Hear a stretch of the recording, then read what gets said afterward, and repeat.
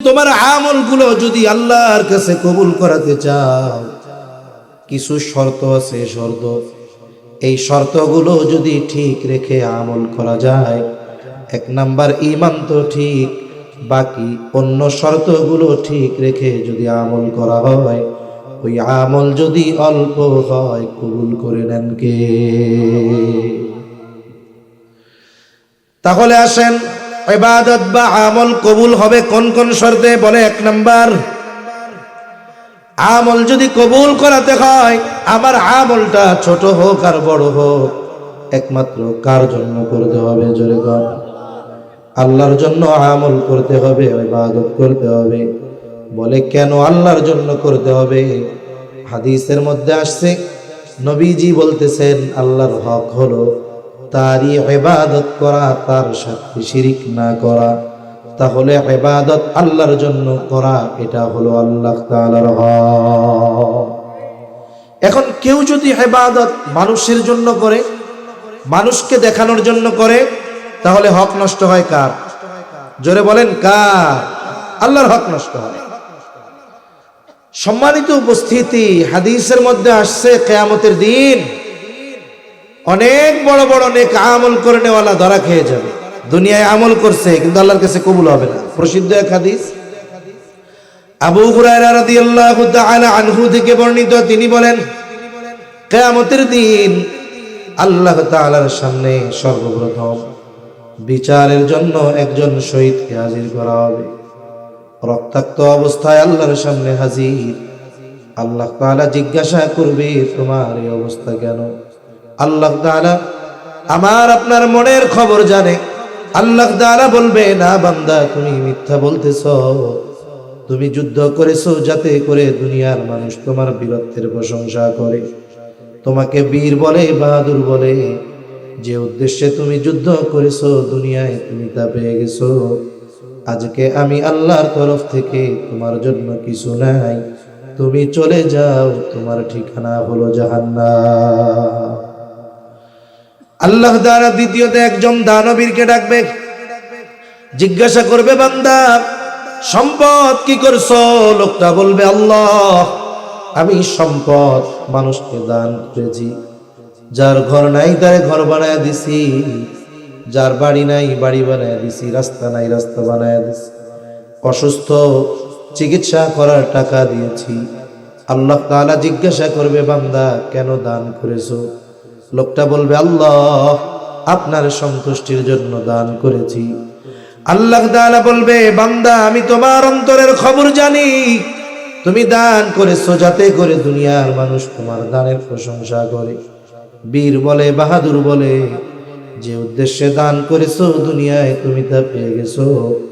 আজকে আমি আল্লাহর তরফ থেকে তোমার জন্য কিছু নাই, তুমি চলে যাও, তোমার ঠিকানা হলো জাহান্নাম। কত মানুষ আছে নামের জন্য দান করে, কি করে না? আর দান করে ফেরত নিয়ে যায়। 1 লাখ মেম্বার ইলেকশন করবে এক জায়গায়, সে চিন্তা করছে মানুষ, দিন ধর্ম এটা হলো মানুষের একটা দুর্বল জায়গা।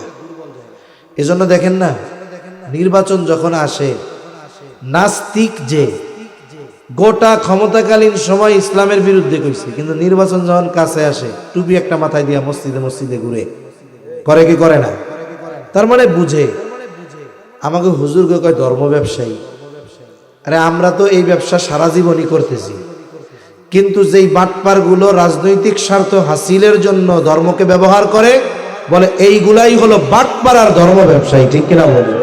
এগুলো আসল ধর্ম ব্যবসায়ী। ওরা সারা বছর ধর্মের বিরোধিতা কইরা নির্বাচনের সময় ধার্মিক শাস্তি আসে।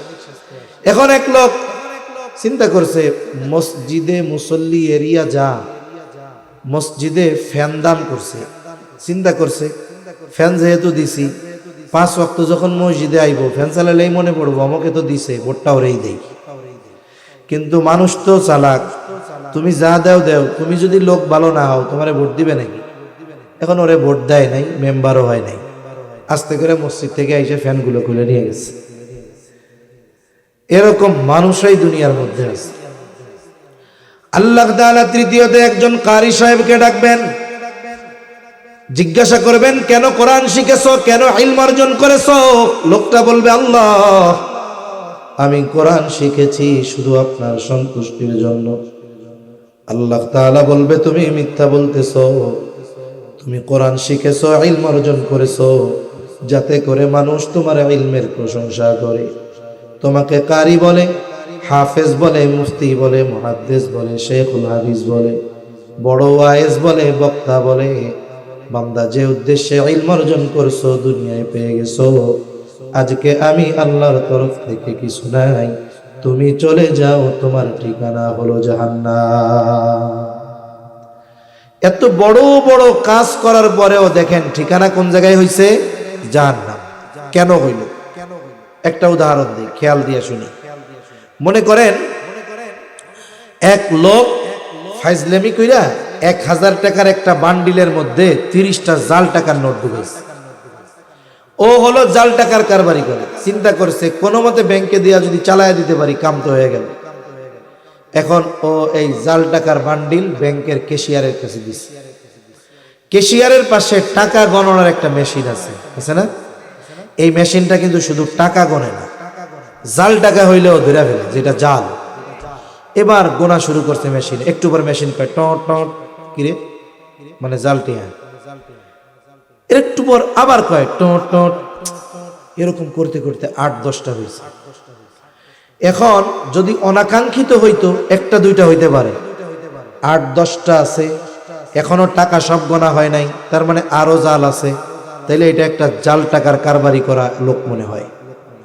প্রথম কি হবে বলেন তো? ব্যাংকে গিয়া যদি জাল টাকা ধরা পড়ে, এ টাকা কি ফেরত দেয়? এটারে ওই পাঞ্চ মেশিন দিয়ে ছিদ্র মিদ্র করে ওটার মানে শেষ করে ফেলেন। 2 নাম্বার কি করবে?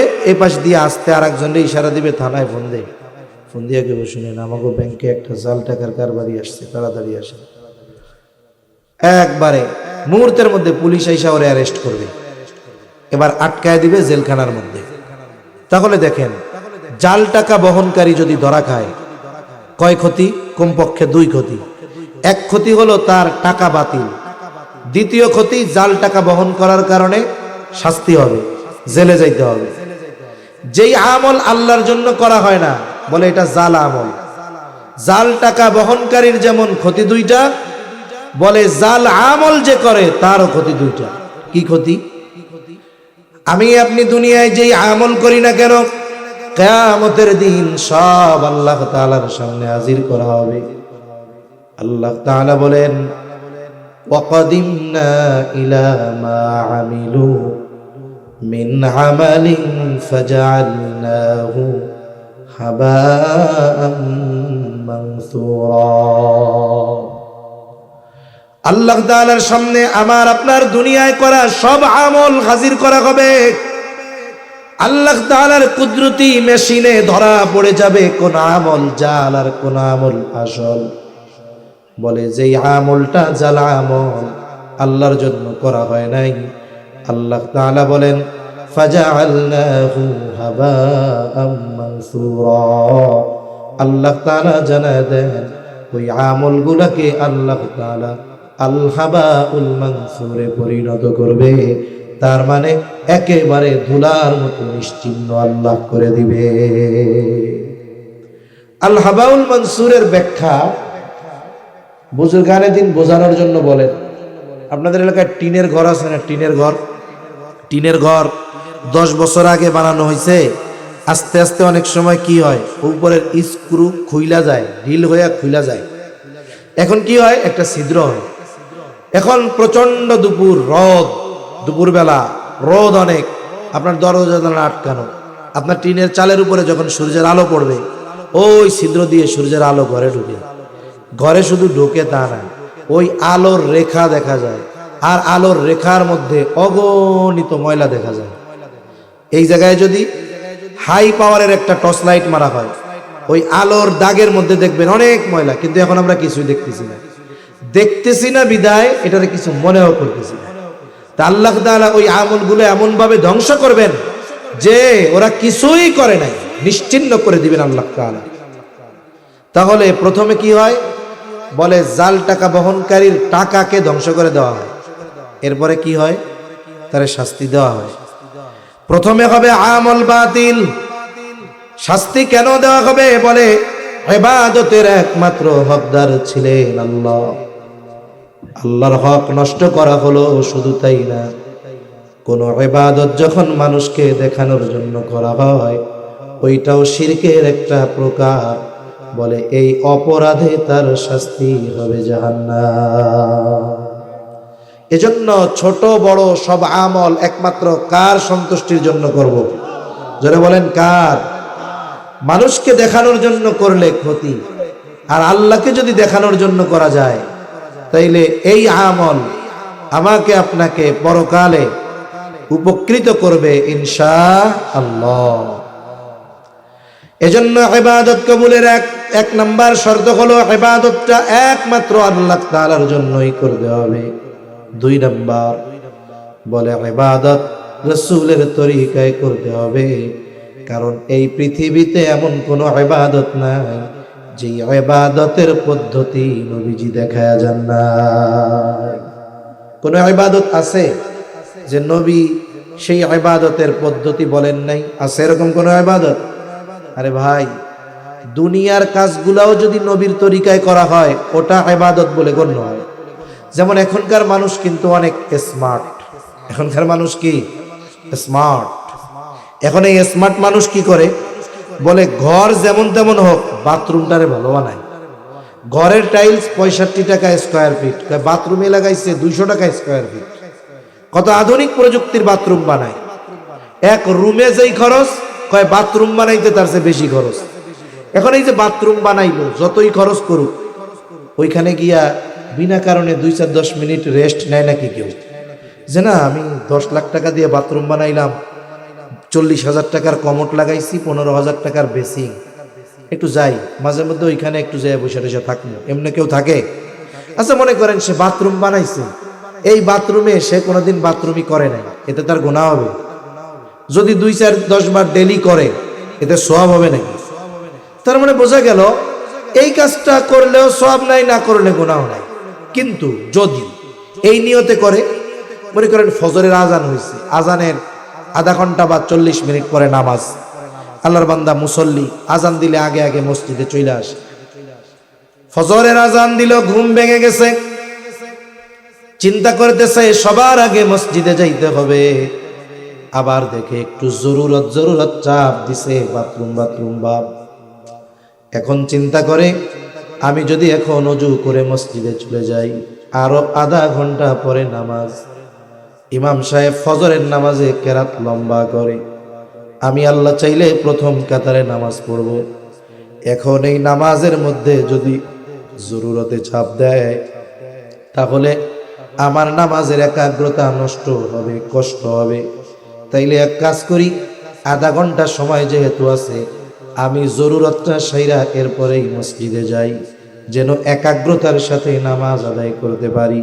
একটু খেয়াল করেন, সে তার এই জরুরত সারাটাকে প্রাকৃতিক ডাকের সাড়া এটা মনে করে নাই, বরং সে মনে করেছে জরুরত সারলে আমার ইবাদতটা করতে সুবিধা হবে, সুন্দর হবে।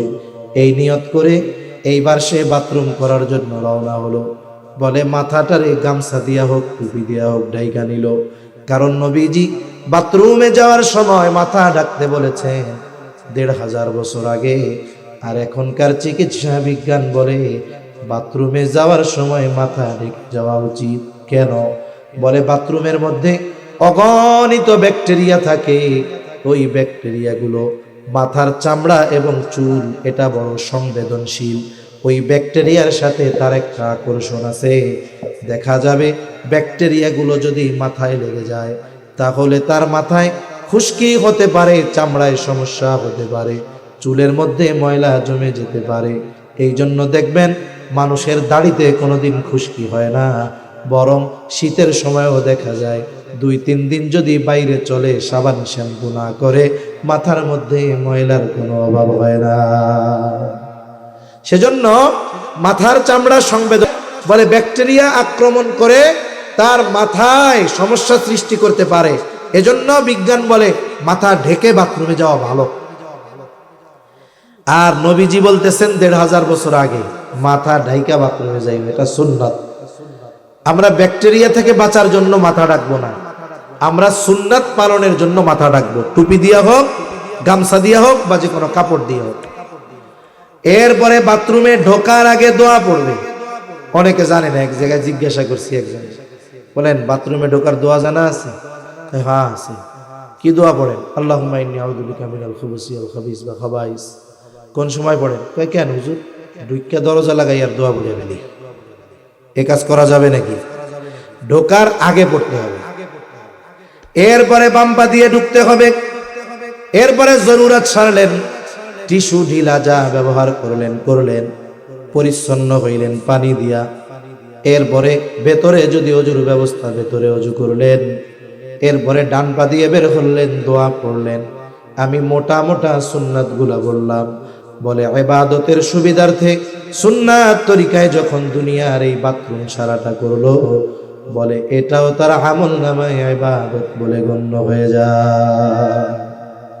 যেখানে দুনিয়ার কাজ সুন্নাত তরিকায় করলে ইবাদত হয়, সেখানে ইবাদত নবীর তরিকা ছাড়া কবুল হওয়ার সম্ভাবনা আছে নাই। এজন্য আমাদেরকে বুজুর্গানে দিন ওলামায়ে কেরাম বলে না, নামাজ সুন্নাত তরিকায় পড়তে হবে, সুন্নাত পদ্ধতিতে পড়তে হবে। এজন্য রাসূল সাল্লাল্লাহু আলাইহি ওয়াসাল্লামের পদ্ধতি অনুসারে আমাদের ইবাদত করতে হবে। তাহলে আসেন, ইবাদত কবুলের প্রথম শর্ত কি বলছি? বলে একমাত্র ইবাদতটা কার জন্য হবে? জোরে, আরো জোরে, কার জন্য? আল্লাহর জন্য। শুনেন, আরেকটা বিষয় বইলা নেই। একটা হলো, যেই এলাকায় যে কোনোদিন যায় নাই, এখন তো গুগল ম্যাপ ট্যাপ আছে, তাই না? জানা যায় যে আমি এই পর্যন্ত যাব। যেমন আমি আসার সময় আপনাদের সম্মানিত ইমাম সাহেবরা বলছি, হুজুর একটু লোকেশন দিয়ে দেন। আমরা তো ডিজিটাল স্মার্ট, আমরা কি স্মার্ট, ডিজিটাল তো পার হয়ে গেছি, আমরা স্মার্ট। কইছি লোকেশন দেন, উনি লোকেশন দিছে, এই মোবাইলে চাপ দিছি, একেবারে জায়গা মতন আমার ম্যাপ নিয়ে আসছে। কিন্তু স্বাভাবিক সময় যদি জানা না থাকে, ম্যাপ না থাকে, কোনো জায়গায় যাওয়ার সময় অনির্দিষ্ট গন্তব্য, অজানা গন্তব্য, রাস্তা কাছে হইলেও যাওয়ার সময় দূরে মনে হয়, কিন্তু ফেরার সময় মনে হয় এ তো অল্প একটু রাস্তা, ঠিক না মুরব্বী? ফেরার সময় কাছে মনে হয়। এখন ওনারা চিন্তা করতেছে, হুজুর শুরুতে অসুস্থ কইয়া মাপ চাইয়া নিল, এই অসুস্থ হুজুর 1 ঘন্টা পার করে দিছে, আর উনি যদি সুস্থ হইতো, কামটা কি হইতো আল্লাহ জানে। শুনেন, তাহলে আমরা একটা সময় নির্ধারণ করি যে এই সময়ের মধ্যে আমরা শেষ করে দিব। তাহলে কি হবে? আমাদের মেন্টালিটি একটা প্রস্তুতি থাকবে, বিরক্তি ভাব আসবে না। আমিও একটা প্রস্তুতি নিয়ে বসতে পারবো যে আর 20 মিনিট, 25 মিনিট বা 20 মিনিট, এরকম একটা প্রস্তুতি থাকবে। আবার দেখেন, রাত বেশি হলে বেনামাজিদের কোনো সমস্যা নাই, নামাজিদের সমস্যা বেশি হয়। এজন্য আমার ঘড়ির সময় হলো এখন 11:07 বাজে, 11:07। ইনশাআল্লাহ আমি 11:30টার মধ্যে আলোচনা শেষ করব। এর আগে চেষ্টা করব সর্বোচ্চ 11:30টা ইনশাআল্লাহ। এখন একটা মাইন্ড সেট আপ নিয়ে বসা যাবে আশা করি ইনশাআল্লাহ। তাহলে 1 নাম্বার, ইবাদত কার জন্য করব? আল্লাহর জন্য। 2 নাম্বার, কার তরিকায় করব? নবীর তরিকায়। 3 নাম্বার, আপনি যেই আমল করবেন সেই আমলের মাসলা মাসাইল জানতে হবে। এই জানা যে দরকার, এজন্যই নবীজি বলছেন কি? তালাবুল ইলমি ফারিদাতুন আলা কুল্লি মুসলিম। দ্বীনি ইলম শিক্ষা করা প্রত্যেক মুসলমান নর নারীর উপরে ফরজ। কতটুকু ফরজ? কেউ কেউ বলেন যতটুকুর দ্বারা নিজে পরিপূর্ণ দ্বীনের উপরে চলতে পারবে ততটুকু শেখা ফরজ।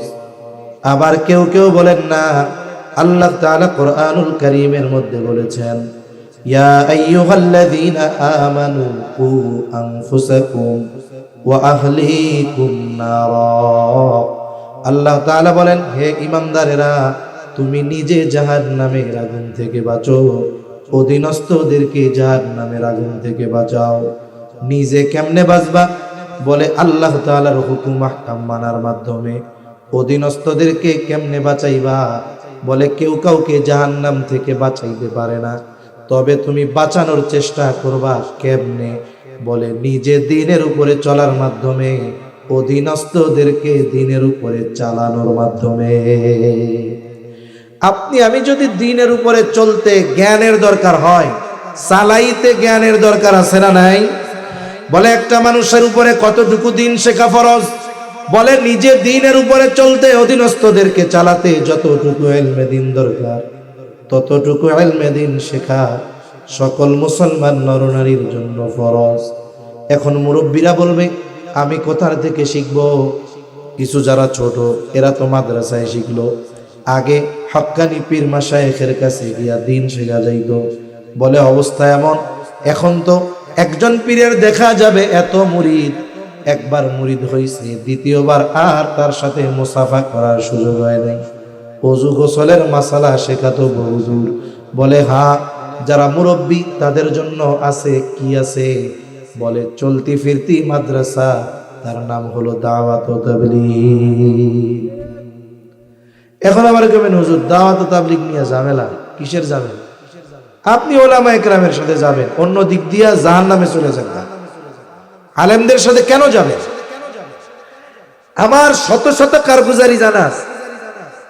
আমরা ছাত্রত্বকালীন সময়ে, ওই সময় যখন বাড়ি যাইতাম তখন থেকেই কমপক্ষে 3 দিনের সময় লাগাইতাম।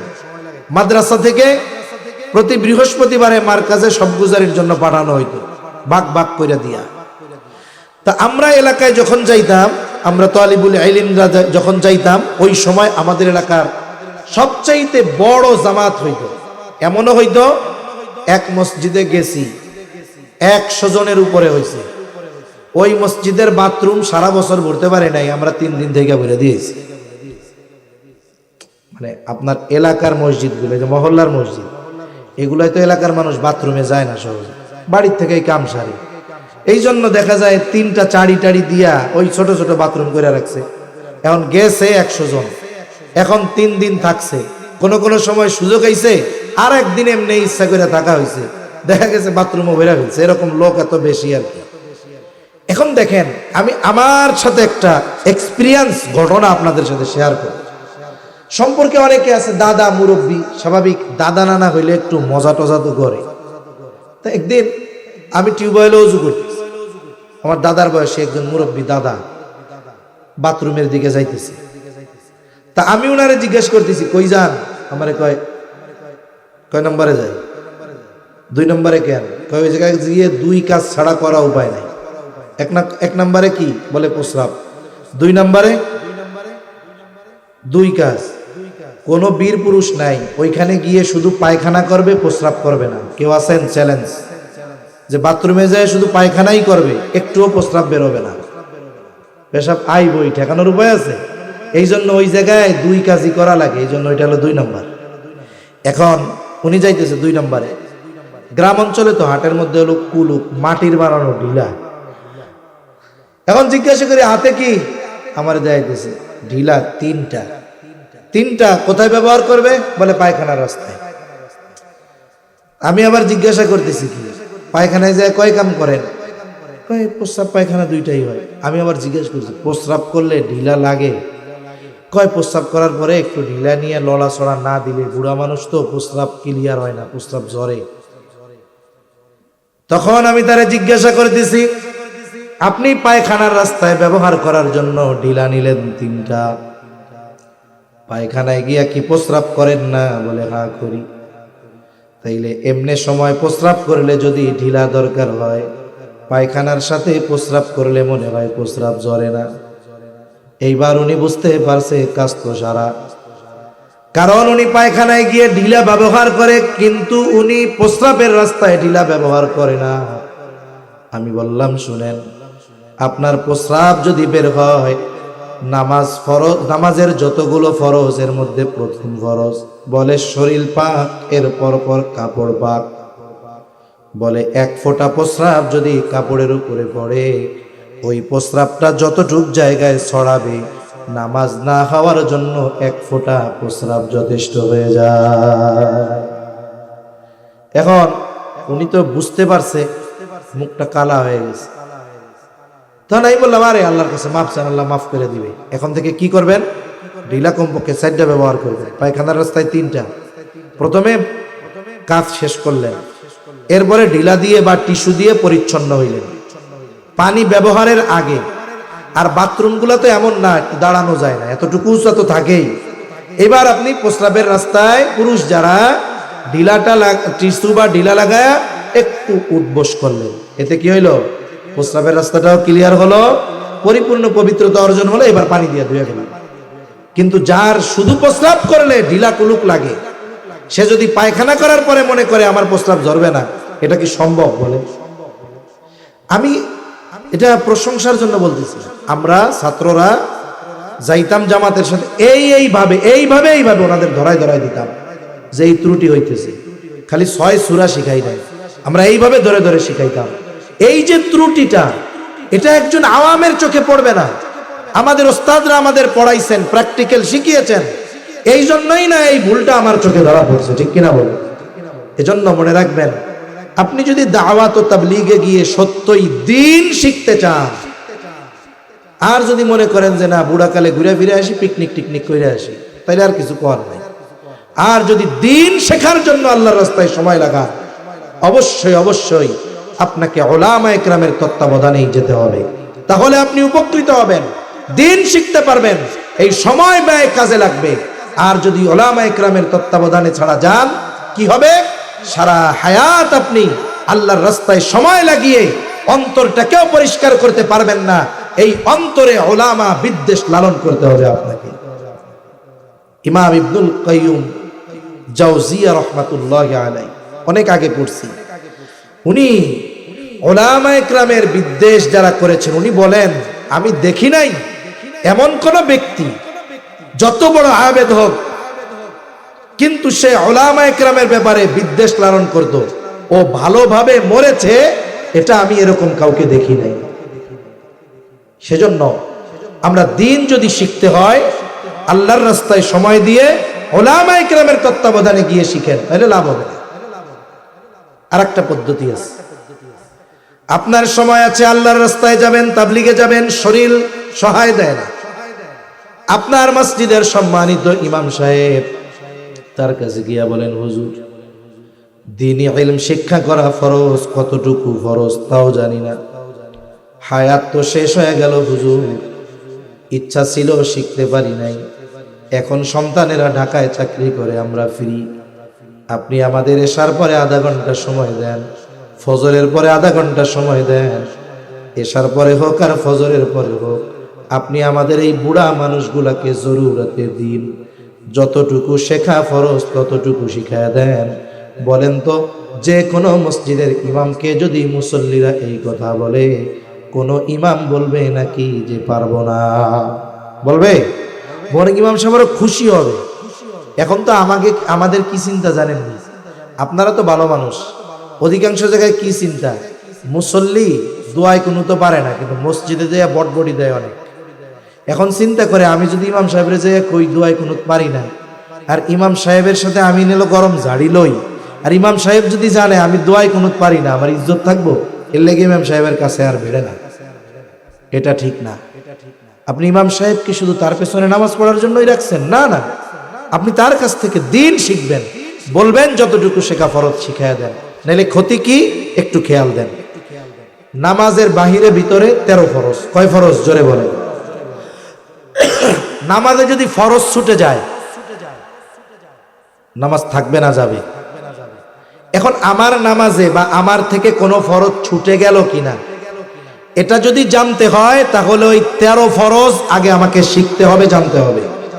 আমার যদি 13 ফরজ জানা থাকে, তাইলেই না ফরজ ছুটলে বুঝবো যে আমার ফরজ ছুটছে। তাহলে আমি যদি 13 ফরজ না জানি, আমার যদি 13 ফরজ থেকে যে কোনো একটা ফরজ ছুটে যায়, নামাজ থাকবে না। দেখা যাবে অনেক মানুষ আছে নামাজ পড়ে, হয়তো তার নামাজের মধ্যে ফরজ ছুটে যায়, সে জানেই না, সে মনে করে আমি নামাজি, কিন্তু ফরজ ছুটে যাওয়ার কারণে তার এক ওয়াক্ত নামাজও কবুল হয় না।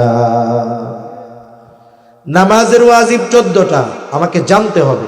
কেন? বলে ওয়াজিব ছুটে গেলে সাজদা দিতে হবে, নাইলে নামাজ হবে না। এখন আমি যদি না জানি নামাজের ওয়াজিব 14টা, ওয়াজিব ছুটলে তো আমি টের পাবো না, টের যেহেতু পাই নাই সাজদাও দিব না, সাহু সিজদা দিলাম না, আমার নামাজও হলো না। নামাজ ভঙ্গের কারণ 19টা। বলে 19টা কারণ পাওয়া লাগবে না, 19টা থেকে একটা পাইলেই নামাজ ভেঙে যাবে। দেখা গেল নামাজ ভঙ্গের কারণ আমার জানা নাই, আমার নামাজের মধ্যে নামাজ ভঙ্গের কারণ পাওয়া গেছে, আমি টেরও পাই নাই। আমি তো নামাজ পড়ছি মনে করতেছি নামাজি, কিন্তু নামাজ ভঙ্গের কারণ পাওয়া যাওয়ার কারণে আমার নামাজ নাই। বলে অজু ভাঙ্গার কারণও জানা দরকার। বলে কেন? অজু ভঙ্গের কারণ হলো 7টা। বলে 7টা থেকে একটা কারণ পাওয়া গেলে নামাজ অজু থাকে না, অজু থাকে না তো নামাজও থাকে না। বলে গোসলের ফরজ 3টা, যার গোসল ফরজ তার 3টা ফরজ যদি না জানা থাকে, যদি কোনো ফরজ আদায় না হয়, গোসল হবে না, পবিত্রতা হবে না, তাহলে অজু যতই করুক আর নামাজ পড়ুক তার কাজ হবে না। আপনি রোজার মাস আসতেছে, রোজা রাখবেন, আপনার জানতে হবে রোজার ফরজগুলা, রোজা ভাঙ্গার কারণগুলো জানতে হবে। নাইলে দেখা যাবে রোজা ভঙ্গের কারণ না জানার কারণে রোজা ভাঙ্গার কাজ করে ফেলছে, রোজা নাই। ও তো ইফতারের সময় চিন্তা করে আলহামদুলিল্লাহ রোজা একটা হয়ে গেল। এই জন্য জরুরি মাসলা মাসাইল গুলো জানা দরকার। ইমাম সাহেবের কাছ থেকে শিখে নিবেন। দাওয়াত ও তাবলীগে দিন শেখার জন্য যদি সময় দেন, ওলামায়ে কেরামের সাথে পরামর্শ দিয়ে সময় দিবেন, তাহলে কি হবে? আমি আপনি যে আমলগুলো করব, আমলের মাসালাগুলো জানলে আমার ইবাদতটা সুন্দর হবে, আমার ইবাদতটা কবুল হওয়ার অন্যতম শর্ত পূরণ হয়ে যাবে। শিখবো তো ইনশাআল্লাহ। আরে দেখেন সাহাবায়ে কেরাম দিন শিখছে একেবারে পোলাপান থাকতে, সবাই বুড়া হয়ে শিখছে না? আরে ভাই আপনি বুড়া হইছেন, এখন যদি দিন শেখার জন্য ইমাম সাহেবের কাছে পড়েন, আপনিও তো তালিবুল ইলম। সুবহানাল্লাহ। আরে শিখতে শিখতে যদি মালাকুল মাউত চলে আসে, এর চাইতে মর্যাদার আর কোনো কিছু হতে পারে না, ঠিক কিনা বলেন? এজন্য আমরা শিখব। 4 নাম্বার বলে আমল কবুল হওয়ার অন্যতম শর্ত হলো খাবারটা হালাল হতে হবে। শুধু খাবার হালাল হলেই হবে না, বলে সাথে সাথে উপার্জনটাও হালাল হতে হবে।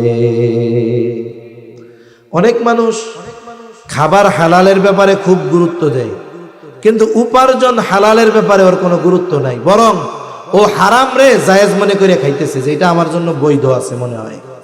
কত পাবলিক এরকম আছে, আমি মাঝে মধ্যে বলি আর কি, যে ঘুষের টাকা কামাই হয়েছে আজকে ভালো, ভাগাভাগি খুব ভালো হয়েছে, 50,000 আজকে ভাগে পাইছে, পকেট গরম না? কতজন এরকমও কয় যে আলহামদুলিল্লাহ এমন এক চাকরি করি। কি চাকরি করেন? এমন এক চাকরি করি আলহামদুলিল্লাহ, আমার বেতনের টাকায় হাত দেওয়া লাগে না। চলেন কেমন? মানুষে চা পানের টাকা দেয় না? আসলে এই চা পানের টাকা যে দেয়, এটা কি চা পান খাওয়ার জন্য দেয় না? আর চা পানের টাকা আপনি দিয়ে দেই, কিন্তু চার দাম 5 টাকা, পানের দাম 5 টাকা। এই সব ওই লোকজন, ওরা যে কোন মগে চা খায় আর কোন বরজের পান খায় আল্লাহই ভালো জানে। 1000 টাকার কমে হবেই না ওদের। চা পান মিষ্টির টাকা মানেই নোট, কমপক্ষে বড় এক খাম। কাজ যত বড় বলে বান্ডিল আর নোট তত বেশি। হারাম খায়, ঘুষ খায়, আইসা কি কয় আলহামদুলিল্লাহ হুজুর আল্লাহ এমন এক চাকরি দিছে। কি চাকরি? কয় হুজুর বেতনের টাকায় হাতই দেওয়া লাগে না, যা দেয় আল্লাহ। পান করতে গিয়া ওই যে মানুষের চা পানের টাকা দেয়, ও যতই চা পানের টাকার কথা বলুক, এটা যে ঘুষ ও তো বুঝে। এখন এই ঘুষ রে ও হালাল মনে করে খায়। আমি তো কই যে তুমি মসজিদে আইছো, তোর ইবাদত তো বহুদূর, তোর ঈমান আছে কিনা আল্লাহ জানে। এখন মনে করেন ঘুষের টাকা 50,000 পকেটে, পকেট গরম, বাজারে আসছে। অনেক সময় আমাদের অঞ্চলগুলাতে অনেক সময় হয়, অনেক বড় বড় গরু যখন জবাই হয় না, আগের দিন মাইকে অ্যানাউন্স করে যেরকম বিশাল এক গরু জবাই হবে। আসলে বড় গরুর গোস্ত খাইতে খুব মজা, দেশি বড় গরু যদি হয় আর খুব মজা। এখন বাজারে গেছে, এখন যা দেখে বিশাল গরু, চিন্তা করে যে হুজুররা কইছে ইচ্ছা করে আল্লাহর নাম বাদ দিয়ে যদি হালাল প্রাণী জবাই দেওয়া হয়, ইচ্ছা করে আল্লাহর নাম বাদ দিলে, তাইলে ওই হালাল প্রাণীর গোস্ত আর হালাল থাকে না। এখন কসাইয়ের কাছে যাই, এই কসাই, তা তোরা তো 2-3 জনে গরু জবাই দেস, এত বড় বড় গরু, তা এত বড় গরু জবাই দেওয়ার সময় আল্লাহর নাম নিতে মনে ছিল, বিসমিল্লাহ কইছিলি? কসাইও চালাক, এখন বলে শুনেন চাচা, যা ভাবতেছেন তা না, আমি নামাজ কালাম পড়ি না, এটা আমি আল্লাহর হক নষ্ট করতেছি, আল্লাহ চাইলে আমারে মাফ করে দিবে। আর আমি ইচ্ছা করে যদি আল্লাহর নাম বাদ দিয়ে গরু জবাই করে খাওয়াই, ওই গরুর গোস্ত হালাল হইব, হারাম হইব, সবাই খাবে, হারাম খাওয়ানোর গুনাহ হবে, বান্দার হক নষ্ট হবে। এত বলদ আমি না, যা করি আর না করি ওই সময় বিসমিল্লাহ ঠিকই কইছিলাম, টেনশন করেন না। তার মানে উনি মোটামুটি নিশ্চিত হইল যে গরুর গোস্ত কি আছে, হালাল হয়েছে। দে ওই সামনের সিনার থেকে দে, পাঁজর থেকে দে, গোস্ত 20 কেজি নিয়া পকেট থেকে যে টাকাটা দিছে, টাকাটা কি বন্ধ। আর উনি কিন্তু হালাল গোস্ত কেনার জন্য কত মেহনত করতেছে। আল্লাহু আকবার। উপার্জনটার ব্যাপারে এই মেহনত করা গেছিল না, ওই সময় আর করতে বলছে না, নোট দেখা ওইটা আর সহ্য হয় না। এই জন্য মনে রাখতে হবে, হারাম টাকা দিয়ে যদি কেউ হালাল কিনে, বলে ওইটাও হারামের মতো। সেজন্য হারাম উপার্জন, হালাল উপার্জনের গুরুত্ব ইসলাম দিয়েছে। নবীজি বলেন, কাসবুল হালালি ফরিদাতুন বাদাল ফরিদা, ফরজ ইবাদতের পরে অন্যতম ফরজ ইবাদত হলো হালাল উপার্জন করা। কাসবে হালাল, হালাল উপার্জন যারা করে, কি জন্য করে? বলে ইবাদত কবুল হবে না তো নইলে। হালাল উপার্জনের নিয়তে যারা হালাল কাজ করবে, নিয়ত কি? যে আল্লাহ হারাম থেকে বাঁচার জন্য, হালাল উপার্জনের জন্য আমি এই হালাল কাজটা করতেছি। এখন তার ওই কর্মটা যত ছোট হোক, হালাল কর্ম করনেওয়ালার ওই ছোট কর্মকেও কখনো তিরস্কার করা যাবে না। সেজন্য কারো কর্ম যদি হালাল হয়, আমরা তার ওই ছোট কর্ম বা ছোট পেশার কারণে তাকে তিরস্কার করব না, বরং বুজুর্গানে দিন বলেন, হালাল উপার্জনের নিয়তে যখন কেউ হালাল কর্ম করে, বলে এই যে হালাল উপার্জনের নিয়তে করছে, আল্লাহর নির্দেশ হালাল খাও, এই নিয়তে যখন সে হালাল কর্ম করে, বলে এই কর্মটাও তার আমলনামায় ইবাদত বলে যোগ হয়ে যায়। এজন্য আমরা হালাল উপার্জন করব। আবার অনেকে আছে খুব পরিশ্রম করে ইনকাম করে, বাড়ি এসে কইব যে আমি ভাই খুব কষ্ট করে টাকা পয়সা উপার্জন করি, আমার কোনো ফাঁকি ঝুঁকি নাই। কি কাম করো? কয় ঢাকা শহরের অমুক রেস্টুরেন্টে আমি কাজ করি। কয় তোমার কামটা কি? কয় আমার কোনো কাজ নাই তেমন, ডিউটি 12 ঘন্টা। কাজ কি? কয় ক্লায়েন্ট আসলে, মানে কাস্টমার আসলে আমি তাদেরকে মদ নিয়ে দিই। কথা বুঝেন নাই? সে ফাঁকি ঝুঁকি দেয় না, কিন্তু কামটা করে কি? মদ নিয়ে দেয়। ও মনে করে আমি তো খাই না, আমি তো বেশিও না, আমি তো কাজ করি, কর্মচারী নিয়ে দেই। বলে মনে রাখো, মদের সাথে সম্পৃক্ত 10 শ্রেণীর মানুষ, যে বানায়, তারপরে যে বেচে, যে এই যে পরিবেশন করে দেয়, যে বহন করে, একেবারে যারাই এর সাথে সম্পৃক্ত সবার উপরে আল্লাহ এবং তার রাসূলের লানত। এজন্য আমাকে এটাও দেখতে হবে যে আমি উপার্জন পরিশ্রম করে করতেছি, কিন্তু আমার উপার্জনের যে সোর্স এটা বৈধ কিনা, এটাও আমাকে খেয়াল রাখতে হবে। এখন যদি আমরা যদি হারাম উপার্জনের সাথে জড়িয়ে যাই, হারাম খাই, অনেক বড় বড় ক্ষতি। 1 নাম্বার ক্ষতি, বলে যারা হারাম খায় তাদের দোয়া আল্লাহ কবুল করেন না। এক ব্যক্তি উস্কো খুস্কো চুলে খুব বিনয়ের সাথে বায়তুল্লাহ ধরে আল্লাহর কাছে দোয়া করে, তার দোয়ার অবস্থা এমন ছিল, মানুষেরা ভাবতেছে এই ব্যক্তির দোয়া আল্লাহ ফিরাইয়া দিতে পারেন না। কিন্তু নবীজিকে আল্লাহ তাআলা এই ব্যক্তির বাস্তব অবস্থার কথা জানায় দেন। নবীজি বলেন, ওই ব্যক্তির দোয়া আল্লাহ কেমনে কবুল করবে? যার গায়ের পোশাকটা হারাম টাকার, আর যার দেহ হারাম খাবার দ্বারা গঠিত, তার দোয়া আল্লাহ তাআলা কেমনে কবুল করবে? দোয়া কবুলের যত সময় স্থান আছে, কোথাও তার দোয়া কবুল হবে না। 2 নাম্বার ক্ষতি, বলে তার ইবাদত কবুল হবে না। আল্লাহ তাআলা কোরআনুল কারীমের মধ্যে জানায় দেন, সব রাসূলগণকে একই নির্দেশ, ইয়া আইয়ুহার রাসূলু কুলু মিনাত তাইয়্যিবাতি ওয়া'মালু সালিহা। হে রাসূলগণ, আপনারা পবিত্র খান, ওয়া'মালু সালিহা, আর আমলে সালেহ করেন। হায়রে, তার মানে যার খাবার পবিত্র না, হালাল না, তার আমল আমলে সালেহ হয় না, তার আমলটা আল্লাহ তাআলার কাছে কবুল হয় না। 3 নাম্বার বড় ক্ষতি, নবীজি বলেন লা ইয়াদখুলুল জান্নাতা জাসাদুন গুদিয়া বিল হারাম, হারাম বক্ষণকারীর শরীর জান্নাতে প্রবেশ করবে না। দুনিয়ার একটু মজা নেওয়ার জন্য হারাম খেয়ে যদি দোয়া কবুল না হয়, হারাম উপার্জন হারাম খেয়ে যদি ইবাদত কবুল না হয়, হারাম খেয়ে হারাম উপার্জন করে যদি জাহান্নামের লাকড়ি হতে হয়, তাহলে তো সবই গেল, ঠিক কিনা বলেন? এজন্য দুনিয়ায় ডাল দিয়ে খাবো, মরিচ পেঁয়াজ দিয়ে খাবো, তবুও হারামের সাথে জড়াবো না, করেন ইনশাআল্লাহ। আল্লাহ তৌফিক দান করেন, সকলে বলি আমিন। তাহলে 4টা শর্ত নিয়ে আমরা আলোচনা করছি। কয়টা শর্ত? 1 নাম্বার ইবাদত কার জন্য, 2 নাম্বার কার তরিকায়, 3 নাম্বার ইবাদত যে করব মাসলা মাসাইল গুলো শিখবো, 4 নাম্বার হালাল উপার্জন করব, হালাল খাবো, বলেন ইনশাআল্লাহ। এখন ইমানদার নারী পুরুষ ঈমান ঠিক রেখে এই শর্তের আলোকে যদি কোনো আমল করে অল্প হলেও কবুল করবে কে? আর ইমানদার নারী পুরুষ আমলে সালেহ যদি করে, কয় ধরনের পুরস্কার? 2 ধরনের। 1 ধরনের হলো দুনিয়ায়, 1 ধরনের কি? দুনিয়ায়। আমার ঘড়িতে 11:30 বাজে, 1-2 মিনিট সময় দেওয়া যাবে তো ইনশাআল্লাহ? দুনিয়ার পুরস্কার কি? আল্লাহ তাআলা বলেন ফালানুহিয়ান্নাহু হায়াতান তাইয়্যিবা। আল্লাহ তাআলা বলেন আমি অবশ্যই তাকে হায়াতে তাইয়্যিবা দিব।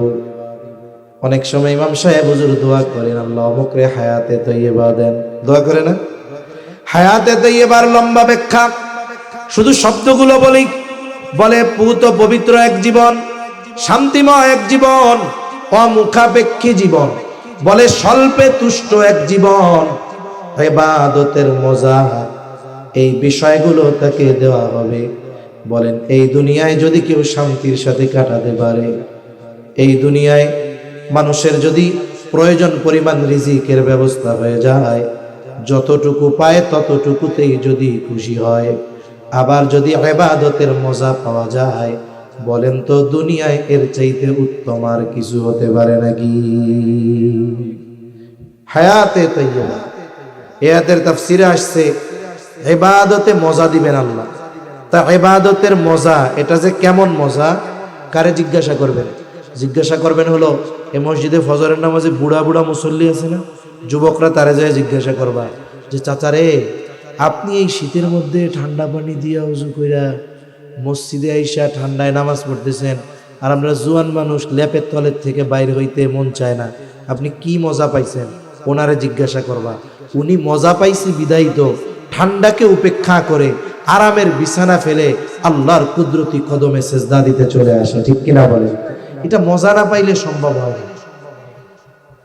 তা বলতেছে যে ইবাদতের যে কি মজা, এটা যদি রাজা বাদশারা টের পাইতো, আর এটা যদি কায়দা নেওয়ার জন্য সবচাইতে শক্তিশালী সেনাবাহিনী প্রেরণ করা লাগতো, রাজা বাদশারা এই মজা উপভোগ করার জন্য সবচাইতে শক্তিশালী বাহিনী প্রেরণ করতেও পিছপা হইতো না। ইবাদতের মজা ওই মুরব্বীরে জিজ্ঞাসা করতে হবে, তাইলে জানা যাবে। তাহলে দুনিয়ায় আল্লাহ তাআলা হায়াতে তাইয়্যিবা দিবেন, আখিরাতে কি দিবে? বলে ওয়ালা নাজজিয়ান্নাহুম আজরাহুম বিআহসানি মা কানু ইয়ামালুন। দুনিয়ায় যে আমল করি আমরা, এই আমল দিয়ে জান্নাত পাওয়া বহুদূর, ঘেরানো পাওয়া যাবে না, ঘ্রাণও কি পাওয়া যাবে না। কিন্তু আল্লাহ তাআলা বলেন বান্দা, ইমানদার মুমিন নারী, তুমি আমলে সালেহ করছো, দুনিয়ায় তো হায়াতে তাইয়্যিবা দিমু, আখিরাতে কি দিমু? বলে তুমি যা আমল করছো তার তুলনায় বহুগুণ উত্তম প্রতিদান তথা জান্নাত আমি আল্লাহ তোমাকে দিয়ে দিব। সুবহানাল্লাহ। এজন্য সম্মানিত উপস্থিতি, আমরা আমার মা বোনরাও যারা শুনতেছেন, আমরা যারা শুনতেছি, এ দুনিয়া ক্ষণস্থায়ী,